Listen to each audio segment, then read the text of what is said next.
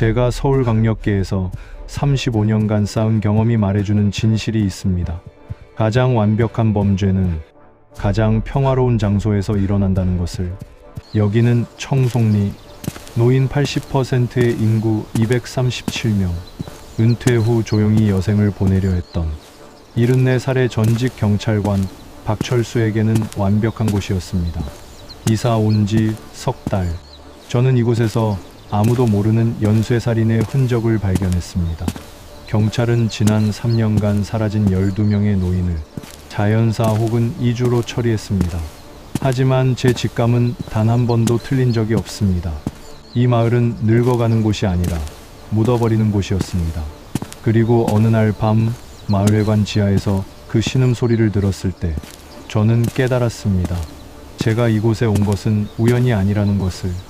이 평화로운 마을이 노인들의 무덤이 되기 직전이었다는 것을. 그날 저는 제 인생 마지막 사건을 맡게 되었습니다. 저는 박철수입니다. 올해 74살 전직 경찰관입니다. 서울강력계에서 35년을 근무했고 수많은 사건을 해결했습니다. 살인, 유괴, 조직범죄, 어느 것 하나 쉬운 게 없었지만 정의를 지키는 일이 제 자부심이었습니다. 하지만 나이는 속일 수 없었습니다. 무릎은 시큰거렸고 허리는 자주 결렸습니다. 마지막 사건을 마치고 퇴직한 날, 동료들이 작은 송별회를 열어줬습니다. 박 형사, 이제 편한 여생 보내세요. 정말 고생 많으셨습니다. 저는 고개를 끄덕였지만 마음 한편이 허전했습니다. 평생을 사건과 함께 살아온 사람이 갑자기 아무것도 하지 않는다는 게 낯설었거든요. 아내는 10년 전에 세상을 떠났습니다. 아들 하나 있지만 미국에서 살고 있습니다. 1년에 한두 번 영상통화하는 게 전부였습니다. 아빠 정말 괜찮으세요? 미국으로 오실래요? 괜찮다. 여기 공기 맑고 조용하니 좋다. 낯선 곳에서 늙고 싶지 않다. 서울이든 청송리든 내 발로 걷는 땅에 있어야 안심이 된다. 혹시 아직도 뭔가 찾고 계신 건 아니죠? 이제 정말 끝이다. 너도 내일 열심히 해라. 아들이 물었지만 저는 거절했습니다. 낯선 곳에서 늙고 싶지 않았거든요. 그렇게 결심하고 찾아간 곳이 청송리였습니다. 서울에서 차로 3시간 거리, 산으로 둘러싸인 작은 마을. 공기는 맑았고 사람들은 친절해 보였습니다. 마을 입구에 도착했을 때 이장님이 직접 나와 맞아주었습니다. 어서 오세요. 박철수 선생님. 환영합니다. 이장 김태식, 60대 후반으로 보이는 건장한 체격의 남자였습니다. 인상은 좋았습니다. 웃는 얼굴이 푸근해 보였으니까요. 이 마을은 조용합니다. 선생님같이 나이가 있으신 분들이 편안하게 쉬기 딱 좋은 곳이죠. 편히 지내실 수 있을 겁니다. 그는 제게 마을 곳곳을 안내해 주었습니다.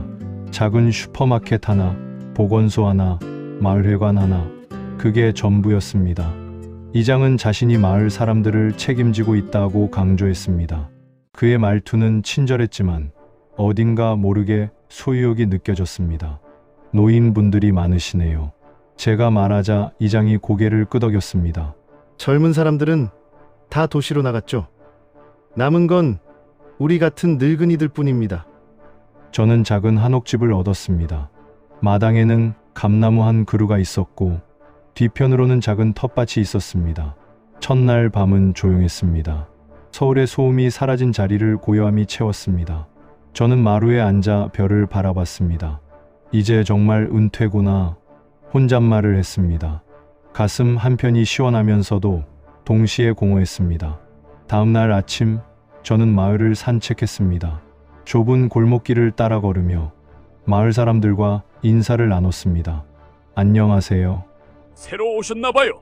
잘 부탁드립니다. 사람들은 친절했습니다. 하지만 어딘가 모르게 시선이 조심스러웠습니다. 제가 전직 경찰이라는 걸 알고 있는 듯 했습니다. 마을 슈퍼에 들렀을 때 주인 할머니가 말했습니다. 박 선생님, 여기선 조용히 사세요. 딴 데 참견하지 마시고요. 그 말이 묘하게 귓가에 맴돌았습니다. 왜 참견하지 말라는 걸까? 여기 참견할 일이 뭐가 있다는 걸까?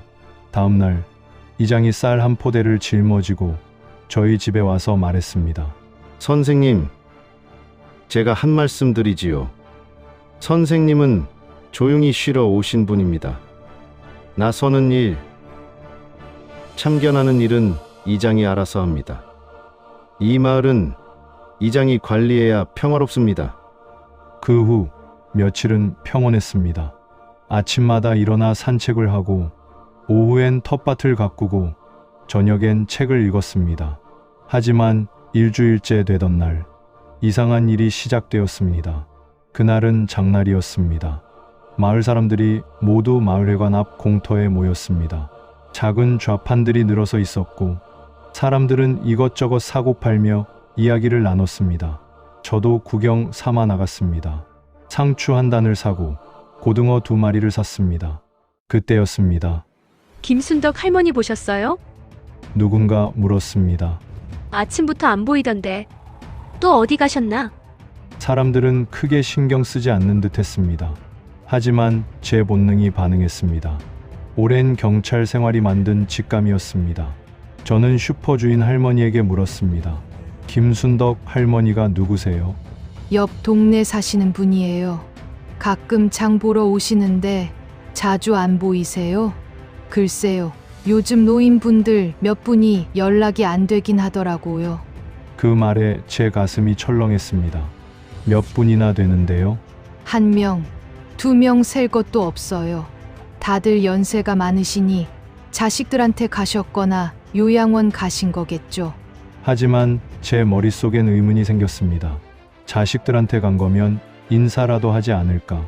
요양원을 간 거면 누군가 알지 않을까? 저는 그날 저녁 작은 수첩을 꺼내 들었습니다. 예전에 사건 기록할 때 쓰던 습관이었습니다. 김순덕 실종? 일단 그렇게 적어두었습니다. 다음 날 저는 마을 보건소에 들렀습니다. 젊은 간호사 한 명이 근무하고 있었습니다. 안녕하세요. 박철수입니다. 아, 새로 오신 분이시죠? 무슨 일로 오셨어요? 건강검진 받으러 왔습니다. 간호사는 친절하게 안내했습니다. 혈압을 재고 혈당을 체크하고 간단한 문진을 했습니다. 그 과정에서 저는 자연스럽게 물었습니다. 여기 노인분들 건강은 어떠세요? 대부분 괜찮으세요. 가끔 만성질환 있으신 분들 계시지만요. 최근에 돌아가신 분은 없으세요? 간호사의 표정이 살짝 굳었습니다. 왜 그런 걸 물으시죠? 아, 궁금해서요. 제가 나이가 있다 보니. 사망 신고는 몇 건 있었어요? 자연사로요. 몇 건이나? 정확히는 모르겠는데 작년에 4-5건 정도. 제 눈썹이 올라갔습니다. 인구 237명 중에서 1년에 4-5명이 사망한다는 건 통계적으로 높은 수치였습니다. 저는 더 캐묻지 않았습니다. 의심을 사고 싶지 않았으니까요. 그날 밤 저는 수첩에 더 적었습니다. 작년 사망자 45명, 자연사. 다음 날 저는 동네 슈퍼에서 우연히 한 할아버지와 이야기를 나눴습니다. 이름은 최덕순, 78살, 평생 농사를 지으신 분이었습니다. 박 선생, 여기 살 많으시오? 네, 조용하니 좋습니다. 조용하긴 한데 너무 조용해서 이상할 때도 있지. 제가 귀를 기울였습니다. 무슨 말씀이신지? 최 할아버지는 주변을 살피더니 목소리를 낮췄습니다. 내 친구 하나가 있었소. 이름은 황만석. 작년에 갑자기 안 보이더니 사망 신고가 났더라고. 자연사셨나요? 그렇게 처리됐지. 근데 이상한 게 뭔지 아시오? 장례식도 없었어. 화장도 누가 했는지 모르고. 제 심장이 두근거렸습니다. 가족은요? 자식이 하나 있긴 한데 연락이 안 된대. 그냥 조용히 처리됐지. 이장님은 뭐라고 하셨어요?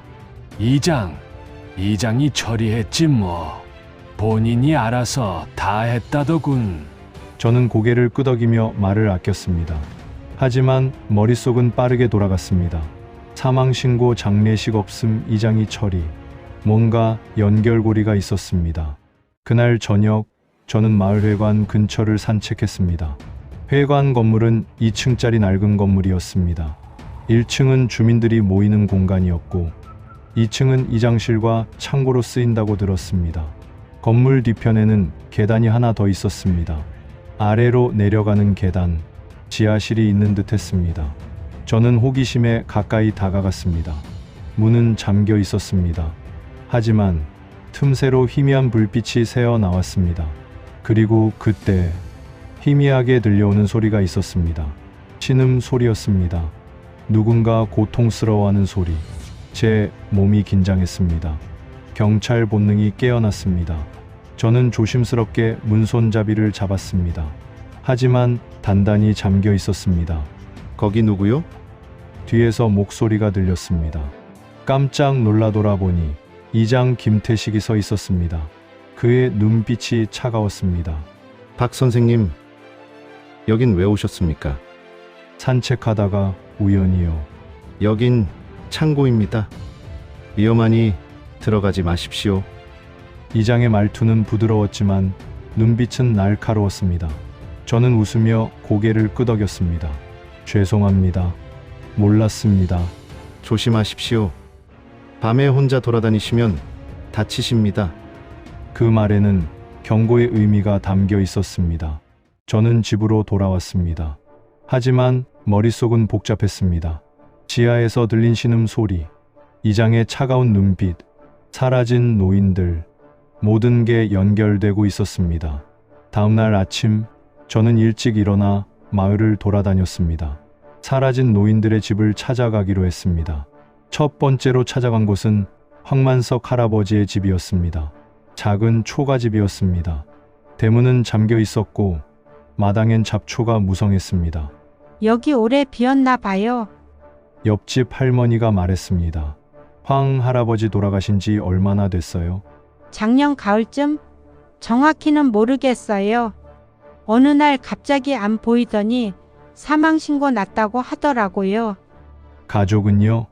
아들이 서울에 있다는데 한 번도 본 적 없어요. 연락도 안 된대요. 이장님이 처리하셨나요? 네, 이장님이 다 알아서 하셨어요. 저는 고개를 끄덕이고 다음 집으로 향했습니다. 두 번째는 김복순 할머니의 집이었습니다. 역시 비어 있었습니다. 창문은 닫혀 있었고 우편함엔 광고지가 가득했습니다. 김 할머니는 어디 가셨어요? 지나가던 할아버지에게 물었습니다. 서울 요양원 갔다고 들었어요. 가족이 데려가셨나요? 글쎄요, 이장님이 알아서 보내셨다고 하던데. 또 이장이었습니다. 저는 마을 지도를 머릿속에 그리기 시작했습니다. 사라진 사람들의 집을 표시하고 공통점을 찾으려 했습니다. 모두 혼자 사는 노인, 가족과 연락 두절, 이장이 처리, 패턴이 보이기 시작했습니다. 그날 오후 저는 보건소를 다시 찾아갔습니다. 간호사에게 조심스럽게 물었습니다. 혹시 사망신고서 열람할 수 있나요? 왜요? 제가 통계에 관심이 있어서요. 은퇴 후 취미 삼아 공부하고 있습니다. 간호사는 의아한 표정을 지었지만 거절하지 않았습니다. 잠깐만 기다리세요. 그녀는 서류함에서 파일을 꺼냈습니다. 여기 최근 3년간 사망신고서입니다. 저는 천천히 서류를 넘겼습니다. 황만석 자연사 사망일 2022년 10월 15일, 김복순 자연사 사망일 2023년 3월 2일, 이춘자 자연사 사망일 2023년 7월 20일, 총 12건의 사망신고가 있었습니다. 모두 자연사로 처리되어 있었습니다. 그리고 모든 신고인은 동일했습니다. 신고인 김태식 이장. 제 손이 떨렸습니다. 모두 이장님이 신고하셨네요. 네, 가족 연락이 안 되는 경우엔 이장님이 대신 처리하시거든요. 시신은 어떻게 했나요? 대부분 화장하고 납골당에 모신다고 들었어요. 어느 납골당이죠? 그건 잘 모르겠어요. 저는 더 이상 물어보지 않았습니다. 충분한 정보를 얻었으니까요. 집으로 돌아와 저는 수첩에 모든 걸 정리했습니다. 1. 3년간 12명 사망. 2. 모두 자연사 처리. 3. 모두 이장이 신고. 4. 장례식 없음. 5. 납골당 불명. 그리고 마지막에 적었습니다. 의문, 정말 자연사인가? 그날 밤 저는 잠을 이룰 수 없었습니다. 머릿속이 복잡했습니다. 혹시 내가 과민 반응하는 건 아닐까? 노인들이 많은 마을에서 사망자가 나오는 건 자연스러운 일 아닐까? 이장이 처리하는 것도 가족이 없으니 당연한 거 아닐까? 하지만 제 본능은 계속 경고했습니다. 뭔가 잘못됐어. 새벽 2시쯤 저는 옷을 입고 밖으로 나갔습니다. 마을회관으로 가기로 했습니다. 지하실을 확인해야 했습니다. 마을은 고요했습니다. 가로등도 몇 개 없어서 어두웠습니다. 저는 손전등을 들고 조심스럽게 걸었습니다. 마을회관에 도착했습니다. 건물은 어두웠습니다. 아무도 없는 듯 했습니다. 저는 뒤편 계단으로 갔습니다. 지하로 내려가는 문, 여전히 잠겨 있었습니다. 저는 주머니에서 작은 철사를 꺼냈습니다. 예전에 배운 자물쇠 따는 기술이었습니다. 딸깍. 문이 열렸습니다. 저는 천천히 계단을 내려갔습니다. 손전등 불빛이 어둠을 밝혔습니다. 지하실은 생각보다 넓었습니다. 벽면엔 선반들이 있었고 그 위에 상자들이 쌓여 있었습니다. 저는 상자 하나를 열었습니다. 안에는 서류들이 가득했습니다. 재산 양도 동의서 황만석, 재산 양도 동의서 김복순, 재산 양도 동의서 이춘자. 제 심장이 두근거렸습니다. 모든 서류에는 도장이 찍혀 있었습니다. 하지만 필적이 이상했습니다. 같은 사람이 쓴 것처럼 보였습니다. 저는 다른 상자를 열었습니다. 안에는 통장들이 있었습니다. 황만석, 김복순, 이춘자, 사라진 노인들의 이름이 적힌 통장들. 발견했군요. 뒤에서 목소리가 들렸습니다. 저는 깜짝 놀라 돌아봤습니다. 이장 김태식이 서 있었습니다. 그의 손에는 쇠파이프가 들려 있었습니다. 박 선생님, 경고했지 않습니까? 참견하지 말라고. 저는 침착하게 말했습니다. 이게 다 뭡니까? 보시다시피 재산입니다. 노인들을 죽이고 재산을 빼앗은 겁니까? 이장이 웃었습니다. 차갑고 섬뜩한 웃음이었습니다. 죽였다니요? 천만에요. 그분들은 자연사 하셨습니다. 거짓말 마십시오.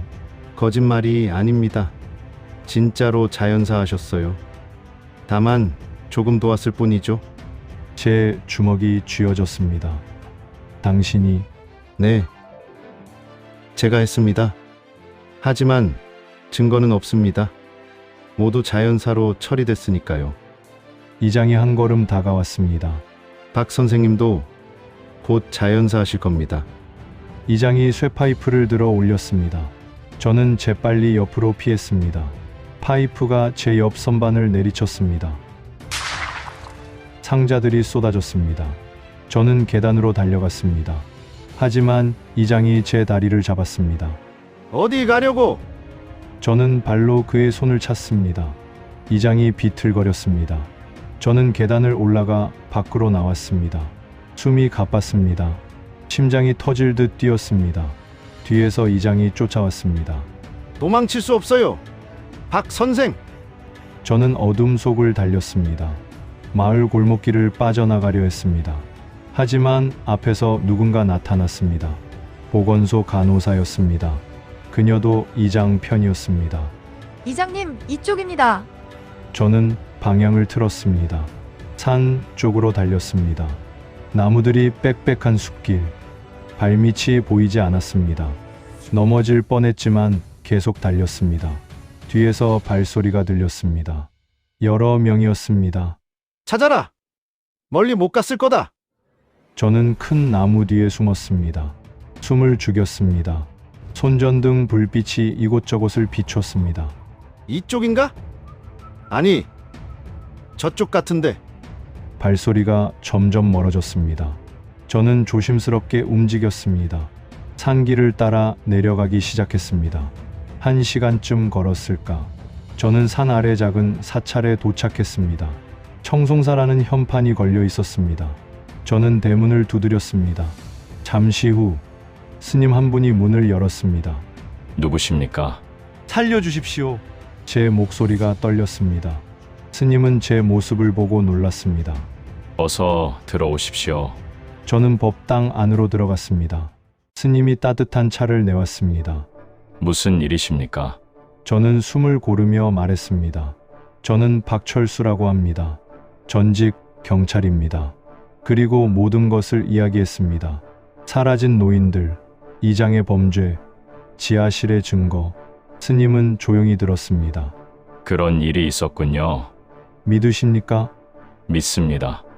사실 저도 이상하다고 느꼈습니다. 무슨 말씀이신지? 몇 달 전 한 노인이 이곳에 찾아왔습니다. 도와달라고 했죠.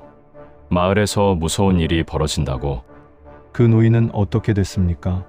다음 날 사라졌습니다. 그 후 사망 소식을 들었죠. 제 가슴이 철렁했습니다. 저도 곧 죽을 뻔했습니다. 스님이 고개를 끄덕였습니다. 여기서 쉬십시오. 내일 아침 경찰에 신고하겠습니다. 고맙습니다. 그날 밤 저는 법당 한쪽에서 잠을 청했습니다. 하지만 눈이 감기지 않았습니다. 반드시 증거를 확보해야 한다. 이장을 잡아야 한다. 다음 날 새벽 저는 스님과 함께 마을 경찰서로 갔습니다. 하지만 경찰서는 텅 비어 있었습니다. 이상하네요. 스님이 말했습니다. 그때 한 경찰관이 나타났습니다. 무슨 일이십니까? 저는 모든 것을 설명했습니다. 하지만 경찰관의 반응은 냉담했습니다. 증거가 있습니까? 지하실에 있습니다. 서류와 통장이. 그게 범죄 증거라는 법적 근거는요? 제 말문이 막혔습니다. 보건소 사망신고서를 확인해 보십시오. 모두 이장이 신고했고 이장님이 신고하는 게 당연하지 않습니까? 가족이 없으니까요. 경찰관은 제 말을 믿지 않았습니다. 어르신 혹시 착각하신 거 아닙니까? 착각이 아닙니다. 증거를 가져오시면 조사하겠습니다. 지금은 드릴 말씀이 없습니다. 저는 허탈했습니다. 스님과 함께 사찰로 돌아왔습니다. 어떻게 해야 할까요? 스님이 물었습니다. 저는 생각에 잠겼습니다. 경찰이 움직이지 않는다. 증거가 필요하다. 직접 확보해야 한다. 스님, 휴대폰 좀 빌려주십시오. 저는 아들에게 전화를 걸었습니다. 여보세요? 아들아, 나다. 아빠? 무슨 일이에요? 저는 상황을 설명했습니다. 지금 당장 한국으로 오너라. 그리고 서울경찰청에 연락해라. 알겠습니다, 아빠. 전화를 끊고 저는 다시 생각했습니다. 증거를 확보하려면 마을로 다시 들어가야 한다. 하지만 혼자서는 위험하다. 그때 스님이 말했습니다. 제가 돕겠습니다. 스님이요? 네, 더 이상 방관할 수 없습니다. 저는 고개를 끄덕였습니다. 고맙습니다. 그날 밤 저는 스님과 함께 계획을 세웠습니다. 지하실에 들어가서 증거를 촬영해야 합니다. 어떻게 들어갈 건가요? 이장이 밤에 순찰을 돕니다. 그 시간을 노려야 합니다. 스님이 고개를 끄덕였습니다. 제가 이장을 유인하겠습니다. 위험합니다. 괜찮습니다. 부처님이 지켜주실 겁니다. 저는 스님의 용기에 감사했습니다. 다음 날 밤 우리는 마을로 향했습니다. 어둠이 내려앉은 마을은 고요했습니다. 스님은 마을회관 앞에서 대기했고 저는 뒤편으로 돌아갔습니다. 잠시 후 스님이 큰 소리로 외쳤습니다. 여기 사람 없습니까? 곧 이장이 나타났습니다. 누구십니까? 저는 청송사 스님입니다. 길을 잃었습니다. 이장이 스님에게 다가갔습니다. 그 사이 저는 지하실로 내려갔습니다. 손전등을 켜고 서류들을 촬영하기 시작했습니다. 재산양도 동의서, 통장, 사망신고서 사본, 모든 것을 사진으로 남겼습니다. 그때였습니다. 또 왔군요. 뒤에서 목소리가 들렸습니다. 이장이었습니다. 스님을 따라온 줄 알았어요. 저는 휴대폰을 주머니에 넣었습니다. 이제 끝입니다, 이장님. 끝? 무슨 끝 말입니까? 증거를 확보했습니다. 곧 경찰이 올 겁니다. 이장이 웃었습니다. 경찰. 여기 경찰은 제 편입니다. 서울 경찰청 말입니다. 이장의 표정이 굳었습니다. 뭐라고요? 제 아들이 신고했습니다. 곧 도착할 겁니다. 이장이 다급해졌습니다. 당신 그가 저를 향해 달려들었습니다. 하지만 이번엔 준비되어 있었습니다. 저는 옆으로 피하며 그의 팔을 비틀었습니다. 오랜 경찰 훈련이 몸에 배어 있었습니다. 이장이 바닥에 쓰러졌습니다. 저는 그의 팔을 뒤로 꺾어 제압했습니다. 움직이지 마십시오. 그때 위에서 소리가 들렸습니다. 계단을 내려오는 발소리. 서울에서 온 경찰들이었습니다. 박철수 선생님 맞으십니까? 네, 맞습니다. 아드님께 연락받고 왔습니다. 저는 이장을 경찰에게 넘겼습니다. 이 사람이 주범입니다. 그리고 증거는 여기 다 있습니다. 경찰들은 지하실을 수색하기 시작했습니다. 상자들을 모두 압수했습니다. 밖으로 나오니 마을 사람들이 모여 있었습니다. 놀란 표정들이었습니다. 이장님이 체포됐다고? 도대체 무슨 일이야? 경찰이 확성기로 설명했습니다. 이장 김태식은 노인 재산 절취 및 살인 혐의로 체포되었습니다. 마을이 술렁거렸습니다. 그날 밤 조사가 시작되었습니다. 이장뿐 아니라 공범들도 줄줄이 체포되었습니다. 보건소 간호사, 마을 이사 2명, 모두 범죄에 가담한 자들이었습니다. 며칠 후 경찰 조사 결과가 나왔습니다.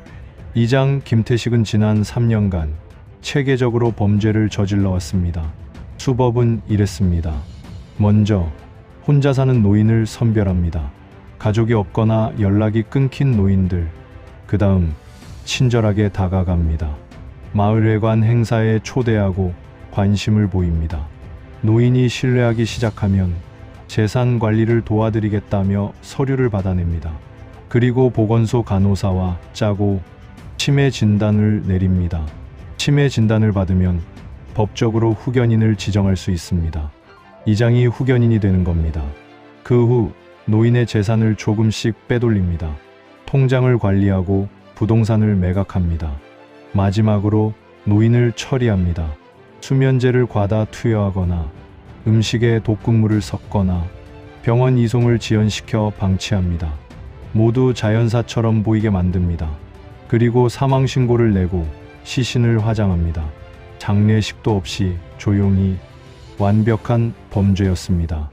만약 제가 이사 오지 않았다면 아무도 몰랐을 겁니다.